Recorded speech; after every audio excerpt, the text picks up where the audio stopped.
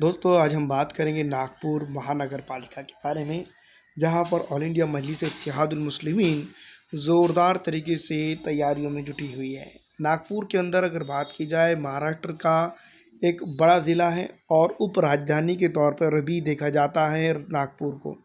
नागपुर के अंदर कई वार्ड है, यानी कि टोटल मैं आपको बता दूं 151 वार्ड यहाँ पर पिछली जो म्यूनसिपल कॉरपोरेशन इलेक्शन के दौरान थे।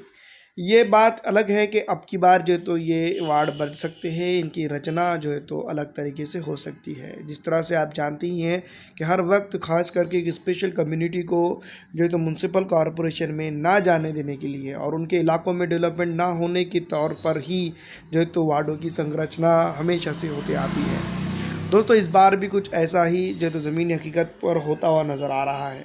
लेकिन नागपुर महानगर पालिका के अंदर बार ऑल इंडिया मजलिस इत्तेहादुल मुस्लिमीन की तरफ से पूरी तरह से मूड बन चुका है कि अब की बार वो नागपुर की महानगर पालिका के अंदर ज़्यादा से ज़्यादा सीट ले जाने की कोशिश करे। मैं आपको बता दूं कि AIMIM की तरफ से सत्ता स्थापित तो नहीं हो सकती है, लेकिन ये बात क्लियर तौर पे मैं आपको बता दूं कि अपोजिशन की सबसे बड़ी पार्टी अब की बार वो बनकर उभर सकती है।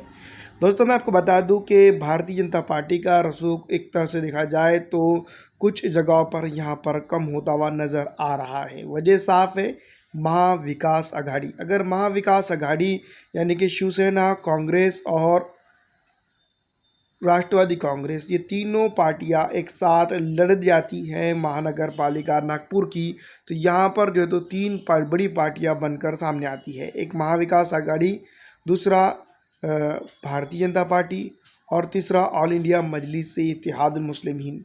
वैसे मैं आपको बता दूं कि जिन मोहल्लों के अंदर एक वक्त में कांग्रेस का दबदबा हुआ करता था, आजकल उन मोहल्लों के अंदर मुस्लिम ऑल इंडिया मजलिस इत्तेहादुल मुस्लिमीन को ज़्यादा चाहने लगे हैं। यही वजह है कि मैं आपको बता देना चाहता हूं कि नागपुर के अंदर ज़मीनी हकीकत अगर देखी जाए और समझी जाए तो तीन त्रिकोणीय मुकाबला होता हुआ नज़र आ रहा है। बहुत सारे वार्डों के अंदर 1 बाय 1 का मुकाबला होता हुआ नज़र आएगा, जिसमें से मैं आपको बता दूं कि नागपुर के जो मुस्लिम और अल्पसंख्यक एरिया है, वहाँ पर ये चीज़ बहुत सारी रोमांचक देखने को मिलेगी। दोस्तों वैसे तो मैं आपको बता दूं कि अब्दुल सत्तार जो महसूल मंत्री भी है महाराष्ट्र राज्य के, उनके ऊपर भी काफ़ी जिम्मेदारियां यहाँ पर हो सकती हैं नागपुर के अंदर म्यूनसिपल कॉरपोरेशन में, ताकि ऑल इंडिया मजलिस इत्तेहादुल मुस्लिमीन को ना जाने दिया जाए।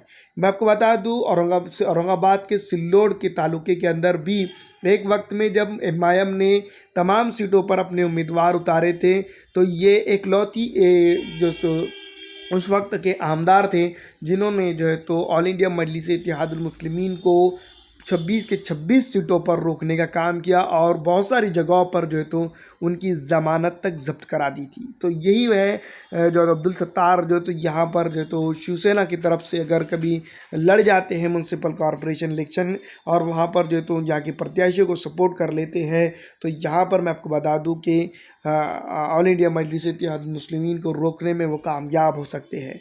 वैसे उत्तर प्रदेश के चुनाव के बाद काफ़ी ऑल इंडिया मजलिस इत्तेहादुल मुस्लिमीन का रुझान दिखाई दे रहा है कि हर म्यूनसिपल कॉरपोरेशन इलेक्शन वो पूरी ताकत से लड़ेंगी, क्योंकि मैं आपको बता दूं कि हारने के बाद एक अच्छी स्पिरिट के साथ उभरते हुए नज़र आ रही है ऑल इंडिया मजलिस इत्तेहादुल मुस्लिमीन। चाहे वो नगर निगम चुनाव दिल्ली के हो या फिर मैं आपको बता दूं कि महाराष्ट्र के कार्यकारी सदस्य AIMIM के काफ़ी सक्रिय माने जा रहे हैं। और मैं आपको एक ख़ास चीज़ यहाँ पर बताना चाहता हूँ, तब से म्यूनसिपल कॉरपोरेशन इलेक्शन की सुगबुगाहट नागपुर में शुरू हुई है, तभी से ऑल इंडिया मजलिस इत्तेहादुल मुस्लिमीन के बड़े बड़े नेतागण यहाँ पर डेरे डालते हुए नज़र आ रहे हैं। नागपुर के दौरों पर मैं आपको बता देना चाहता हूँ कि बड़े बड़े ऑल इंडिया मजलिस इत्तेहादुल मुस्लिमीन के नेतागण पहुँचते हुए नज़र आ रहे हैं। वैसे मैं आपको बता देना चाह रहा हूँ यहाँ पर के ऑल इंडिया मजलिस इत्तेहादुल मुस्लिमीन के महाराष्ट्र प्रदेश के वर्किंग प्रेसिडेंट जनाब डॉक्टर अब्दुल गफ्फार कादरी साहब फ़िलहाल दोस्तों इन जगहों पर नहीं पहुँचे हैं। मालेगांव के अंदर, नासिक के अंदर और भिवंडी और जैसे मुंबई के बड़े बड़े महानगर पालिकाओं के अंदर उनका दबदबा दिखाई दे रहा है। लेकिन यहाँ पर नागपुर के अध्यक्ष के नेतृत्व में ऑल इंडिया मजलिस इत्तेहादुल मुस्लिमीन काफ़ी अच्छी तरह से आगे बढ़ रही है। और यहाँ पर कृति डोंगरे साहिबा मैडम भी जो तो ऑल इंडिया मजलिस इत्तेहादुल मुस्लिमीन को आगे लेकर चलने का काम यहाँ पर कर रही है। तो यही वजह है कि ऑल इंडिया मजलिस इत्तेहादुल मुस्लिमीन नागपुर की अगर बात की जाए तो यहाँ पर मैं आपको बता दूँ 48 सीट्स पर उनका लड़ने का प्लान है। यहाँ पर के नेता जो है ज़िला अध्यक्ष, उन्होंने भी इस बात की घोषणा कर चुके हैं। अब देखना ये होगा कि वो कितने सीट चुन कर आते हैं। तो दोस्तों, जिस तरह से 32 सीट्स उन्होंने खुद से ही कहा है कि वो जो है तो 32 सीट्स तक यहाँ पर जीत सकते हैं। अगर ये बात सच हो जाती है, 32 सीट्स AIMIM यहाँ पर जीत जाती है, तो मैं आपको बता दूं कि 1/4 जो हम कह सकते हैं या फिर 1/3 जिसको हम कह सकते हैं नागपुर म्यूनसिपल कॉरपोरेशन का यहाँ पर ऑल इंडिया मजलिस इत्तेहादुल मुस्लिमीन कब्जाते हुए नज़र आ रही है। दोस्तों, जैसा कि मैं आपको बता दूं कि ऑल इंडिया मजलिस इत्तेहादुल मुस्लिमीन के जो प्रदेश महाराष्ट्र के नागपुर के अध्यक्ष है, ये बात उनके ज़रिए ही सामने आई है। तो ये बात साफ़ है, पिछड़ा अति पिछड़ा आरक्षित समाज के साथ साथ यहाँ पर अपर कास्ट का भी जो है तो AIMIM से जुड़ता हुआ नज़र आ रहा है। लेकिन फिर भी जो है तो AIMIM की छवि नागपुर के अंदर अगर बात की जाए तो एक कट्टर मुस्लिमवादी की ही दिखाई दे रही है। लेकिन दोस्तों, ऐसी कोई बात नहीं है। ऑल इंडिया मजलिस इत्तेहादुल मुस्लिमीन में जो है तो मैं आपको बता देना चाहता हूँ, तमाम हिंदू, चाहे मुस्लिम हो चाहे दूसरे बगैर तबकात के लोग भी उससे जुड़ते हुए नज़र आ रहे हैं। अब ऑल इंडिया मजलिस इत्तेहादुल मुस्लिमीन की अगर बात की जाए तो वो सिर्फ़ और सिर्फ क्षेत्रीय पार्टी नहीं रही है, एक बड़ी पार्टी बन चुकी है और एक बड़ी पार्टी का दमखम उसके अंदर मौजूद भी है। जिस तरह से उत्तर प्रदेश के चुनाव के अंदर अगर एक भी सीट उसने हासिल करने में नाकाम ज़रूर रही है, लेकिन यहाँ पर जो है तो उसने बड़ा दमखम दिखाया है। इसी वजह से जो है तो AIMIM के तमाम पूरे हिंदुस्तान के नेताओं के हौसले बुलंद हैं और यहाँ पर जो है तो बुलंद और बाला तरीके से वो आगे जाने की कोशिश में लगे हुए।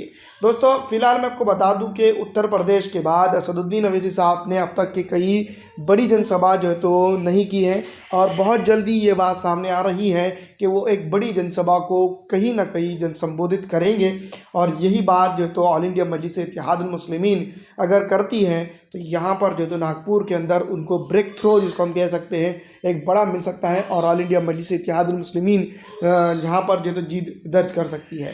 लेकिन दोस्तों, यहाँ पर एक चीज़ मैं आपको बता दूं कि जो 32 सीट्स हैं, 48 सीट उतारने के बाद 32 सीट जीतना, ये जो तो उनके नेता की बात है और ये कंफर्म बात है। मैं आपको बता दूं, अगर इस तरह से ही माहौल रहता है या फिर इसी तरह से जो तो AIMIM की जो सीट के जीतने के दावे हो रहे हैं, अगर वो कामयाब तरीके से हो जाते हैं तो ऑल इंडिया मजलिस इत्तेहादुल मुस्लिमीन वाकई उत्तर प्रदेश के बाद जो है तो एक बड़ी कामयाबी जो है तो महाराष्ट्र के अंदर लेकर एक पॉजिटिव इमेज जो है तो दे सकती है। लेकिन मैं आपको बता दूं कि उत्तर प्रदेश का जो हाल है उसकी वजह से थोड़ा सा डिप्रेशन में ज़रूर होंगे नेतागण, लेकिन दिखा तो ऐसा रहे कि फुल एग्रीवेशन जिसको हम कह सकते हैं, लेकिन ये ऐसा कुछ होता हुआ नज़र नहीं आ रहा है।